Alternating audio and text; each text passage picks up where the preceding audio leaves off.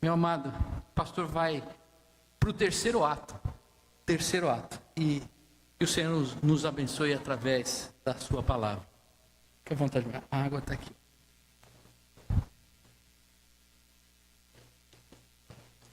Alô. Boa noite, Filipe. Graça e paz. Paz e graça. Shalom. Oi. Ou como diz meu netinho, é nós, vovô. Pastor Roberto e conselho, muito obrigado pelo privilégio de retornar aqui nesse momento tão especial para a vida da igreja. Minha vida tem uma ligação muito grande aqui. E o aprendizado que eu pude ter aqui, muito mais do que eu pude ensinar ou trabalhar naquela época com os adolescentes, né, em 76, 77, 78, foram os aprendizados que eu pude ter no relacionamento com os irmãos.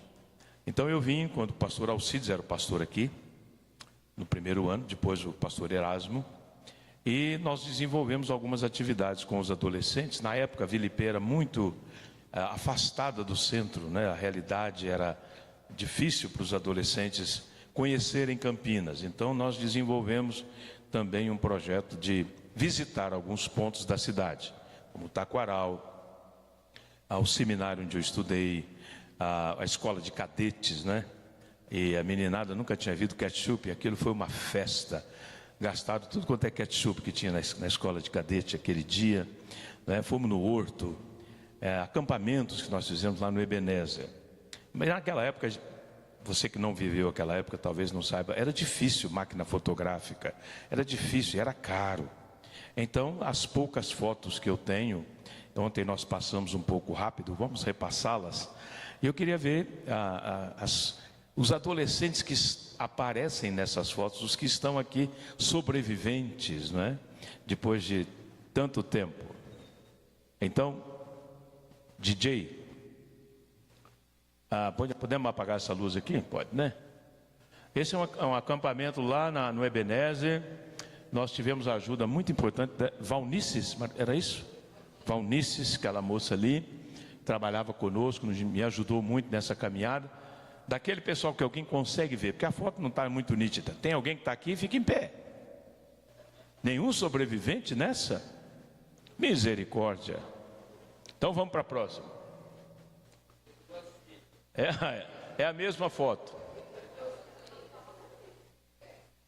Está difícil de chegar. Mais uma, vamos lá. Aí voltou, né? Vamos lá. Essa outra. Volta um pouquinho nessa aí, só para vocês verem. Olha a magreza do colega. Como é que estava magro e cabeludo, né? E o tempo passou, alguma coisa cresceu e o cabelo caiu. Faz parte, né? Pode ir mais, vamos ver. Lá no seminário, a gente sentado na grama, em círculo, estudando a Bíblia. Lá no seminário, tem alguém nessa foto? Está mais nítida. Não tem ninguém aqui sobrevivente? Meu Deus do céu. Vamos lá. Aí lá no Horto, os pássaros, o pessoal se divertindo. Tem mais alguma, será?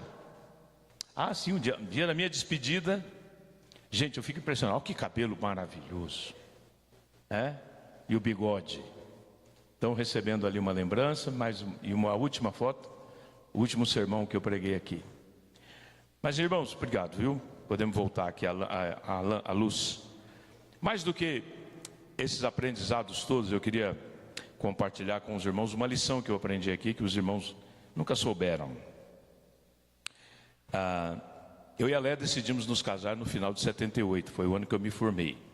Eu me formei no dia 16 de dezembro e nós nos casamos no dia 23, uma semana depois. Eu era só um seminarista, não tinha igreja, não tinha emprego, vamos dizer assim. Eu ia passar pelo presbitério, que foi em janeiro, fui ordenado no dia 6 de janeiro. Aí o presbitério me mandou para Paraguaçu Paulista, comecei a trabalhar, mas logicamente que eu só ia receber no final do mês. Então começamos a pensar, eu e a Leia, nessa questão, como é que a gente começaria a nossa vida em 79, né? Questão dos móveis, ela era professora, tinha lá uma renda, mas eu como seminarista, era a sobrevivência. E então, a igreja da Vila Ipê me ajudava com alguma remuneração mensal, dentro do possível. eu nunca pedi nenhum valor, aqui era voluntário. Um colega de classe indicou meu nome para uma igreja em São Paulo. Falou: Paulo, tem uma igreja lá que acho que é o seu perfil. E eles vão te oferecer tanto por mês. Eram 4 vezes mais o que a VLP podia me ofertar. Não é errado ganhar mais, não é um pecado isso. É aquilo, fiquei ponderando sobre isso. E preocupado, porque eu ia me casar no final de 78, não é? E isso podia ajudar. Mas então, à noite eu perdi o sono, porque eu tinha que tomar uma decisão, avisar aqui, avisar o colega. E aí fui ler a Bíblia e li o texto em que Abraão tem que sacrificar Isaac. E o filho pergunta: pai, está tudo aqui, mas cadê o cordeiro para o holocausto? E a resposta foi: Jeová Jirê, o Senhor proverá. E aquilo falou muito comigo. Então eu rejeitei o convite, decidi permanecer aqui na VLP, crendo que o Senhor iria prover. Já estava ambientado aqui, já tinha o conhecimento dos irmãos, não é? E conto para a glória de Deus que para nós equiparmos a nossa casa em Paraguaçu Paulista, a gente não gastou um tostão, né? Os presentes e as coisas que recebemos foram suficientes para a gente montar a nossa casa. Então essa lição para mim foi fundamental e tem sido ao longo do ministério. Nunca mandei nenhuma carta para o conselho pedindo quanto que eu queria ganhar, né? Receber. Sempre foi aquilo que era possível, servindo a Deus dentro dessa realidade. Por isso, os aprendizados e as lições com essa comunidade foram e continuam sendo, né, muito importantes, muito grande para a minha vida. Destaco aqui entre os irmãos o privilégio de rever daqui João Arthur e Madalena. Fiquem em pé aí, João e Madalena. Fiz o casamento daquele casal lá de Martinópolis, né?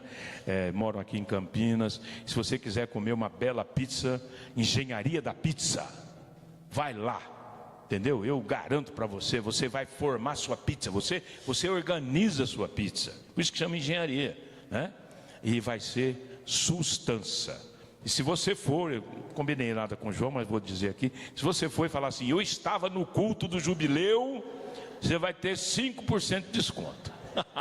10%, aí ô João Arthur, é isso aí, né? Então olha, você chega lá e fala: eu estava no jubileu, é a senha. Hoje tem que ter senha. Você fala: eu estava no jubileu, 10% de desconto. Valeu, gente, bom revê-los, viu? E bom, para os irmãos que não puderam nos acompanhar nem ontem à noite, nem hoje pela manhã, nós estamos estudando a igreja de Damasco. Isto porque em Atos capítulo 9, quando os pastores em geral leem esse texto, a maioria dos sermões são sobre a conversão de Saulo. E de fato é uma coisa maravilhosa, uma conversão extraordinária. Mas nem todos percebem que havia uma igreja em Damasco, que foi a igreja mãe desse grande apóstolo, no momento da sua conversão. Então um dia isso me chamou a atenção e eu comecei a estudar as características de uma igreja saudável. Esse tem sido o nosso tema. Não uma igreja perfeita, mas uma igreja saudável. A igreja de Damasco só é falada nessa vez aqui. Paulo depois vai mencioná-la como testemunho de como essa igreja foi importante para a sua vida. Mas aqui nós temos uma descrição, quais eram algumas qualidades dessa igreja saudável. Então nós vimos ontem à noite 3. Uma igreja aberta para o convencimento de Deus. Ananias, o líder da igreja, não queria ir lá abençoar o Saulo. Saulo era o inimigo. Saulo tinha ido para Damasco para prender os cristãos. Mas Deus convenceu Ananias dizendo: vai lá porque ele vai sofrer muito por causa do meu nome. Ah, bom, se ele vai sofrer, então eu vou. Às vezes Deus trata com a gente assim. Deus nos leva a tomar decisões depois de nos convencer com dificuldade, às vezes fazendo com que a gente sofra alguma coisa, inclusive, para que a gente entenda o projeto de Deus. Outra característica, uma igreja aberta para suprir necessidades emocionais. Leia sempre a Bíblia com imaginação, não é pecado não. Eu leio com imaginação, o Paulo tenso, 3 dias e 3 noites sem comer, com medo que iria acontecer, mas o Ananias vem e o abraça e diz: Saulo, irmão. Essa palavra para mim ela é extraordinária, era cura possível tensão que o Paulo tinha. Nós estamos num mundo cheio de problemas emocionais e uma igreja saudável se preocupa em ajudar as pessoas nessa questão. Há momentos em que, no meu ministério, com certeza o pastor Roberto também, a gente aconselha alguns irmãos, mas entende que nosso limite chegou ali, a gente precisa encaminhar para o profissional. da área, porque a gente não tem todo o conhecimento. E eu nunca tive problemas com isso, sabe?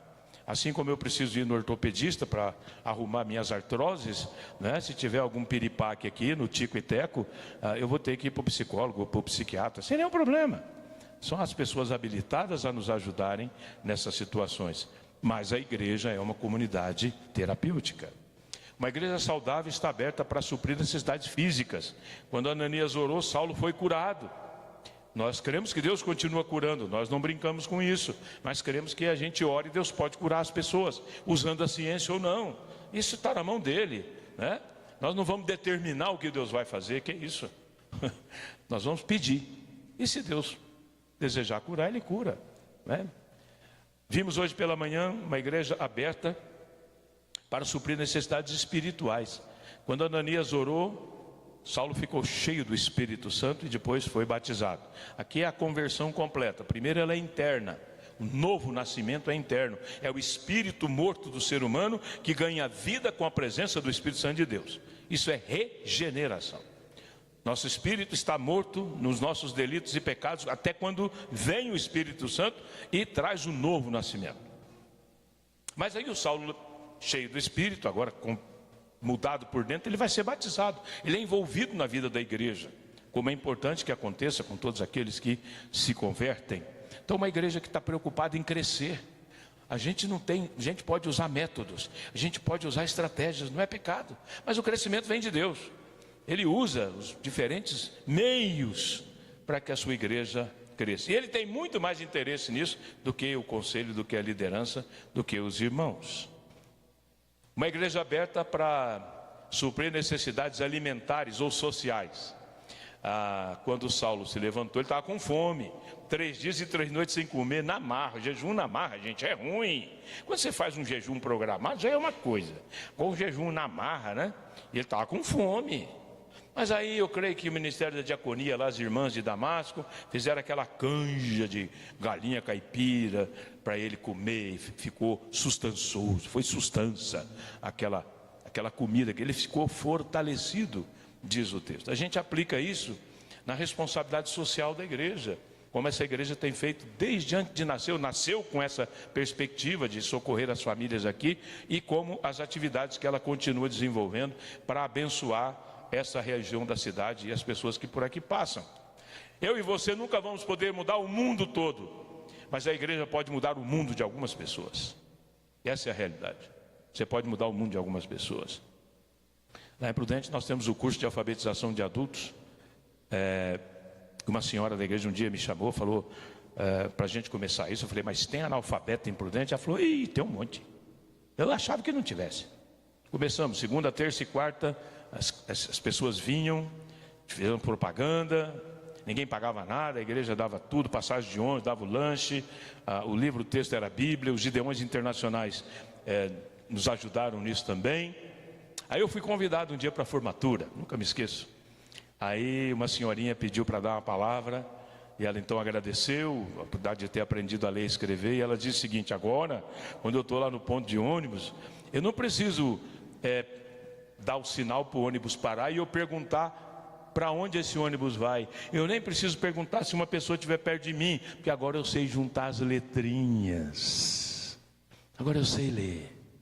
A gente que para nós aqui talvez uma coisa tão comum, mas para algumas pessoas que com o passar do tempo não puderam estudar, a igreja tem ajudado. Uma igreja saudável está aberta também para suprir necessidades relacionais. Diz o texto que Paulo ficou em Damasco um bom tempo. Alguns estimulam aí em torno de 1 ano e meio, 2 anos. A importância do relacionamento, do convívio. E Paulo era um cara complicado, porque ele foi para perseguir a igreja, e agora os irmãos tinham que recebê-lo. Então, certo, houve alguma tensão, eu não tenho dúvidas disso. Será que o cara não é um traíra, está chegando aqui para conhecer a gente, depois nos entregar? E a igreja teve que aprender a se relacionar com ele e ele com as pessoas. E hoje à noite, também a igreja saudável, vimos pela manhã, está aberta para novos ministérios. Saulo foi na sinagoga apresentar que Jesus era o Cristo, e ele tinha capacidade para isso, era um rabino, tinha uma autoridade imensa para abrir os pergaminhos e mostrar que Jesus era o Cristo, como está exposto aí no texto, no finalzinho onde a gente leu. Agora, eu leio com vocês, Atos capítulo 9, a partir do verso 23. Decorridos muitos dias, os judeus decidiram de comum acordo matá-lo. Mas Saulo ficou sabendo do plano deles. De noite eles vigiavam as portas da cidade a fim de matá-lo. Mas os seus discípulos o levaram de noite e o fizeram descer num cesto através de uma abertura na muralha. Uma outra característica de uma igreja saudável, meus irmãos, é uma igreja que sabe ler a realidade. Paulo percebeu que havia um problema.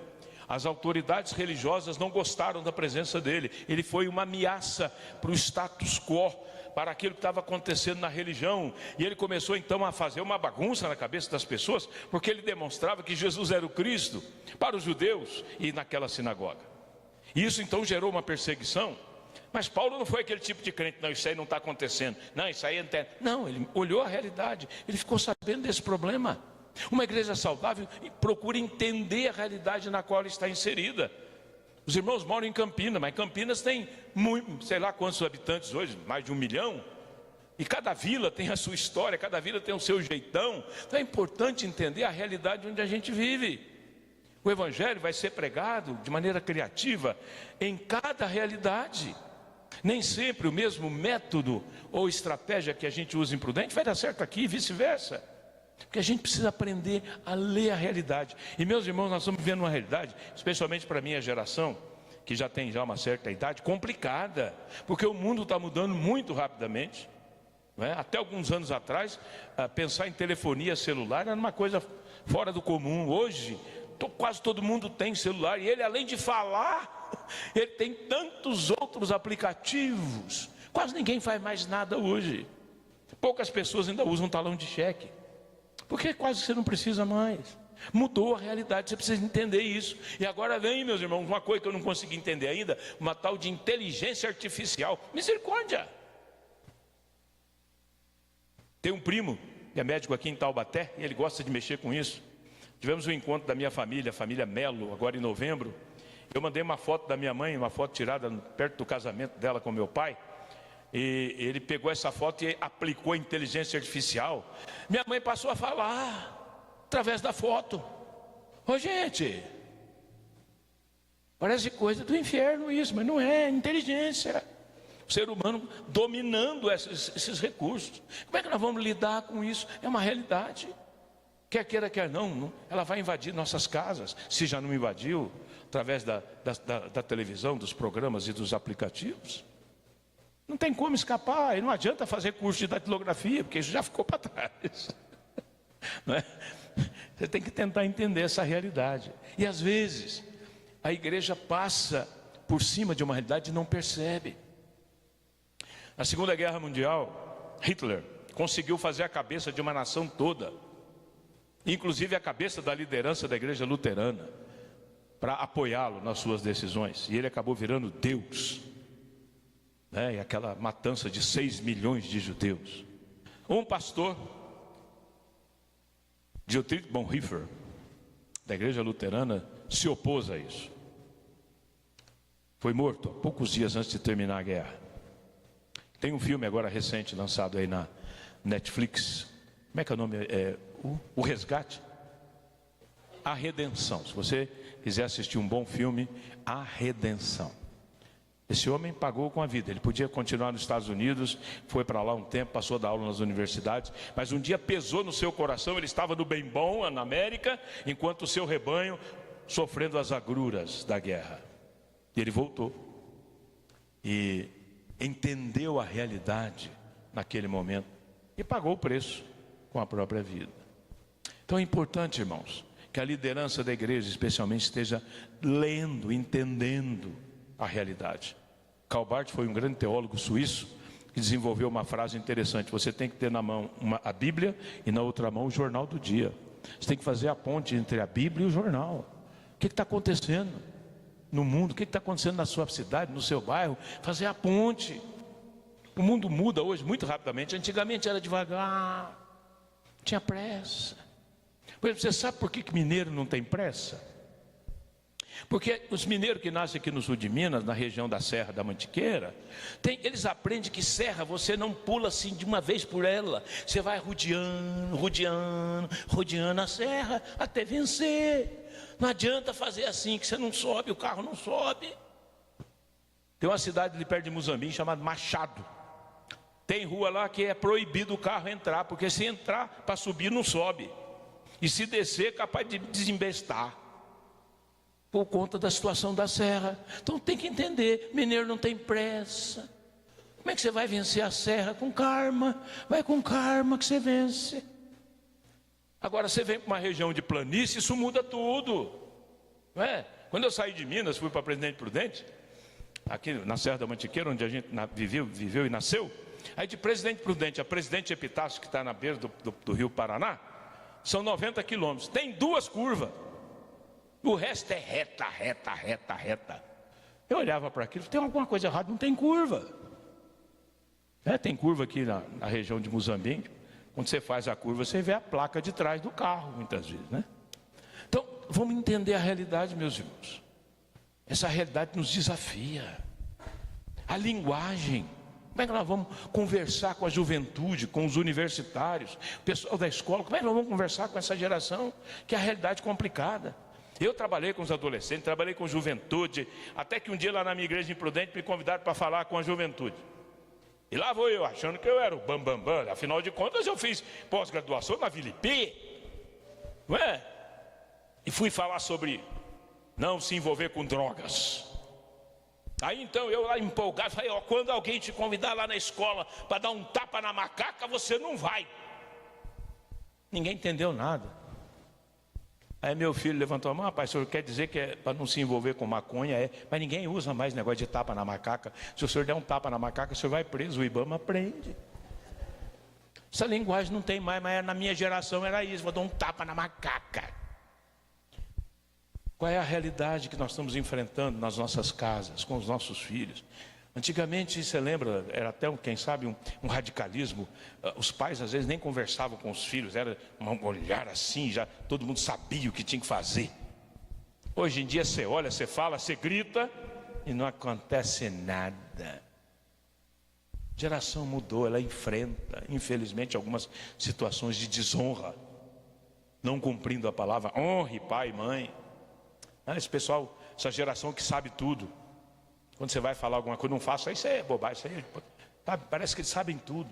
Querem ganhar dinheiro às pressas, rápido. Quer ficar rico logo, quer viver no bem bom.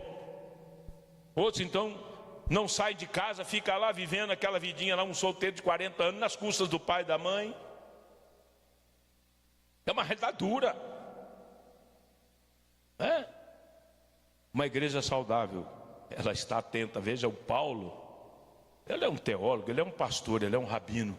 Mas a notícia chegou, estão querendo matar você. É a realidade.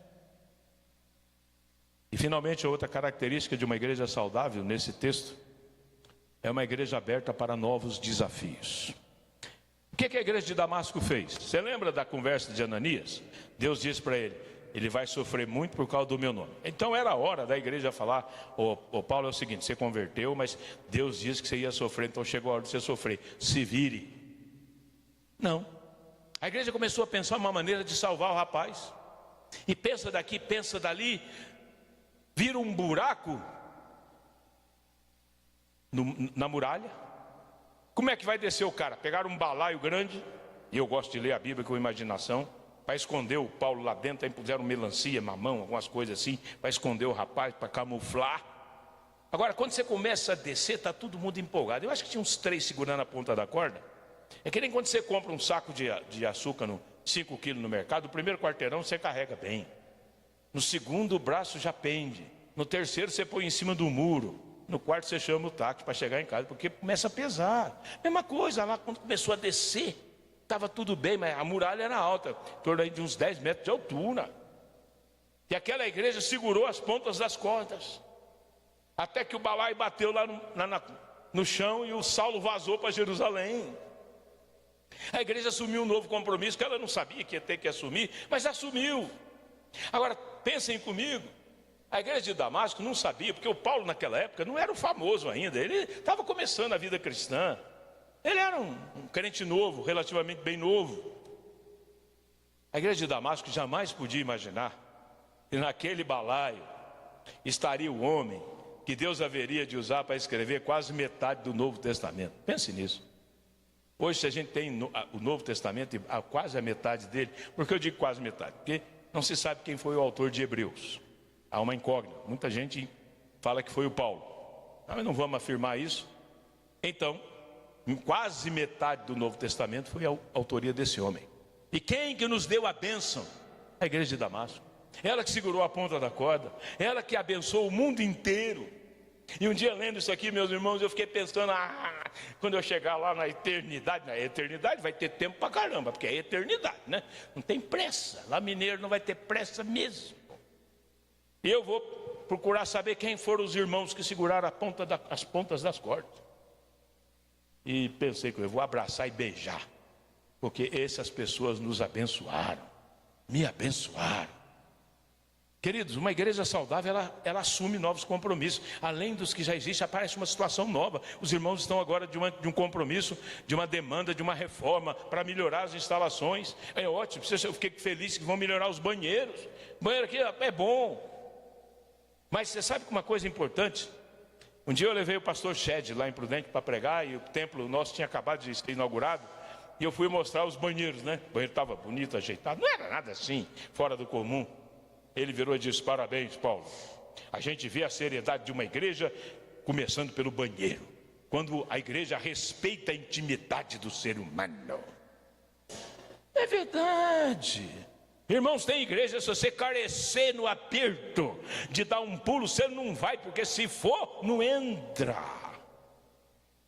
Importante cuidar desse detalhe. Pirapozinho, a nossa igreja foi feita uma reforma. Nós temos um arquiteta lá na igreja. Meus irmãos, o dia que eu fui conhecer o banheiro, parecia que eu estava numa sala. Coisa linda, os quadros, a iluminação. A gente até fica mais animado para o serviço ali que tem que fazer, porque é tão bonito o ambiente. A igreja tem um compromisso, aí os irmãos têm um compromisso aqui de abençoar a própria comunidade e aqueles que vierem. Mas além disso, abençoar com novos compromissos a expansão do reino, ajudar na caminhada da nossa denominação, por exemplo. Talvez você não saiba, mas a nossa denominação tem uma secretaria de evangelização que cuida de plantar igrejas em cidades estratégicas. Nós funcionamos assim: cada igreja local como esta envia para a Assembleia Geral uma porcentagem, acho que esse ano são 7% da sua arrecadação local. Isso forma um grande bolo nacional. E esse dinheiro então é repartido nas mais diferentes áreas da vida da igreja. E hoje, louvado seja Deus, a área que mais recebe investimento é a da evangelização. O pastor Caio, lá de Sorocaba, é o nosso secretário. Então, eu estava com eles ainda na gestão passada, fazendo parte do grupo de orientação. Nós desenvolvemos um projeto, o seguinte: o presbitério precisa plantar novas igrejas.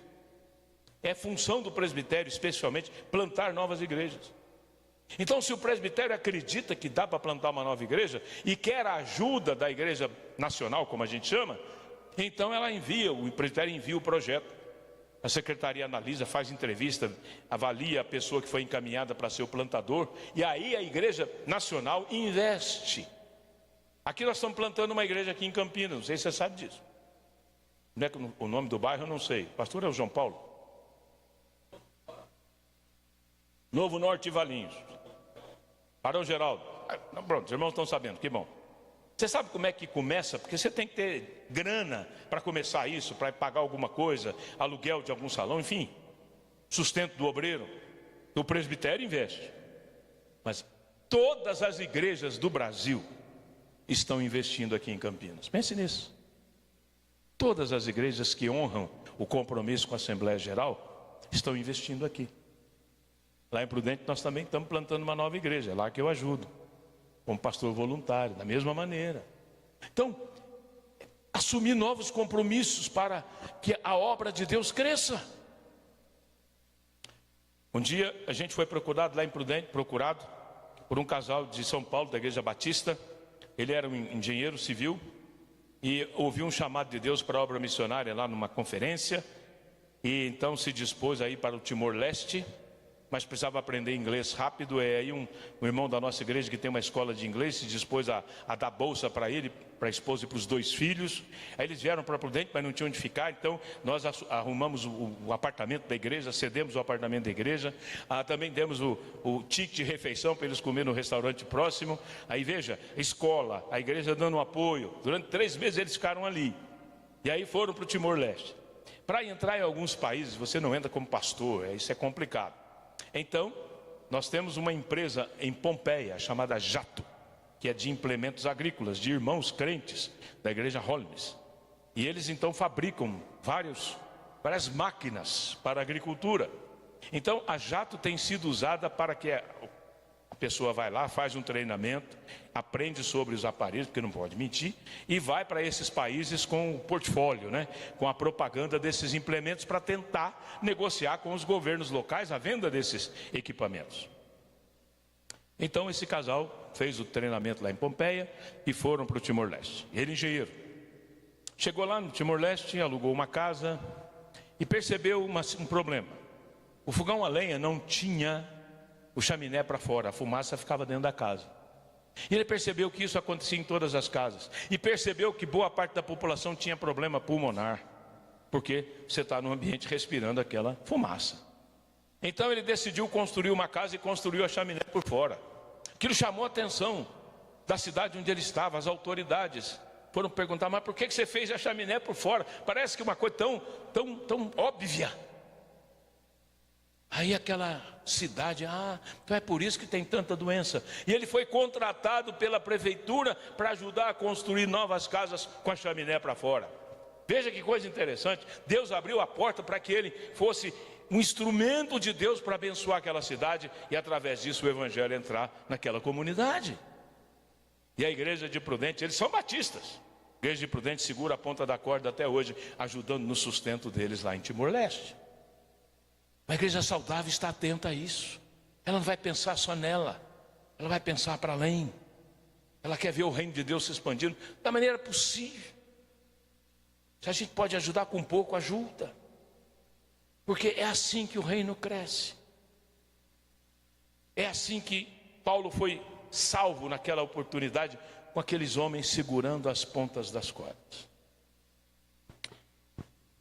William Carey era um irmão inglês, e ele era um sapateiro, e na frente dele tinha um mapa mundi da época, bem diferente do que nós temos hoje. Na época a Inglaterra dominava a Índia, colonizava a Índia. Ele ficou sabendo que não tinha nenhum nascido na Índia convertido ao evangelho. Aquilo o preocupou. O país estava lá dominando, exaurindo aquele povo, mas não levava o evangelho. Ele se preocupou, levou a proposta para a sua igreja para mandar missionário para lá para evangelizar. O pessoal achou interessante, mas disse: então Deus deu a visão para você, você que vai. Não é? Ele usou uma frase que a gente usa até hoje no mundo missionário: eu estou disposto a descer no fundo do poço, desde que vocês segurem as pontas das cordas. Frase de William Carey. Ele foi para a Índia. O começo foi difícil. O pessoal da Inglaterra esqueceu de segurar a ponta da corda. Ele passou necessidade. Mas ele tinha uma visão da agricultura. Começou a ensinar as pessoas algumas regras na área da agricultura. Foi o primeiro britânico a receber uma condecoração do governo da Índia pelos serviços prestados ao país. Eu estou disposto a descer no fundo do poço, desde que vocês segurem as pontas das cordas.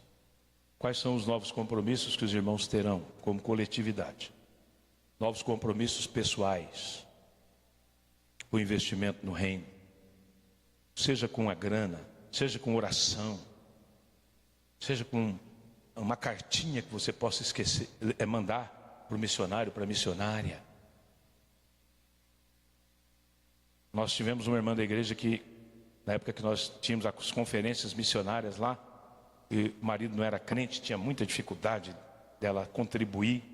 mas ela sabia fazer muito bem comida turca. Ela me procurou: pastor, será que dá para eu fazer lá umas comidas e trazer aqui para vender depois da escola dominical, e aí o dinheiro vai para missões? Eu falei: vamos na bênção, irmã. Eu já sou o primeiro a querer comprar, né? E assim nasceu a sobremesa missionária, porque além da comida vieram a sobremesa. Sobremesa missionária. Esse dinheiro nós tivemos a ideia de separá-lo para, na época do Natal, usá-lo para dar presente para os filhos dos missionários. Porque os missionários estão naquela luta lá, mas as crianças nem sempre entendem. Então vê outras crianças ganhando presentinho no aniversário, no Natal. Então esse dinheiro era separado para isso. Temos testemunhos maravilhosos de como isso alegrou o coração da meninada. Irmãos, esta igreja tem sido saudável há 50 anos. Louvado seja Deus. Quantos que já passaram por aqui estão servindo a Deus em outros lugares? Quantos que já foram promovidos para a eternidade? Quantos ainda virão? Quantos estão aqui hoje como vocês? Eu espero que os irmãos continuem sendo uma igreja saudável. E que a igreja de Damasco seja um estímulo para vocês, olhando essas características, levarem em conta e procurarem produzi-las na vossa caminhada. Estamos lá em Presidente Prudente, passando por lá, querendo fazer uma visita para a gente. Será um prazer recebê-los. Nosso prato típico lá é uma picanha ao ponto, né? E você pode nos avisar. Você leva a picanha, eu contribuo com o sal, tá certo? E a gente faz lá um Billy Night Love You, um bem bolado, né? Mas será uma alegria em algum momento poder recebê-los lá na nossa terrinha. Muito obrigado pelo amor e o carinho de vocês. Continue orando por nós agora que não parece, mas esse ano eu vou fazer 70 anos. Rapaz, que coisa! Estou conservado. Mas, enfim, vou ter que encarar, né? Não posso negar. E eu estava tão feliz, estou tão feliz com esse 69, porque quando eu li a Bíblia e vi que Matusalém viveu 969, eu falei: bom, eu só falta 900 para eu conseguir empatar com o cara. Mas agora já vai faltar 899 em agosto, né? Mas, enfim, orem por nós, pela nossa família.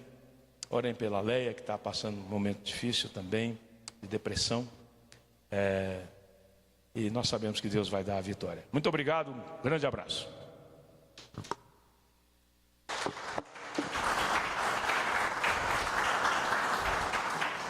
Amém. Graças a Deus pela vida do nosso irmão. Convidar a nossa presbítera Graciomar, a Gláucia, conhecida como Gláucia, e orar para que abençoe a sua vida, a vida da Leia.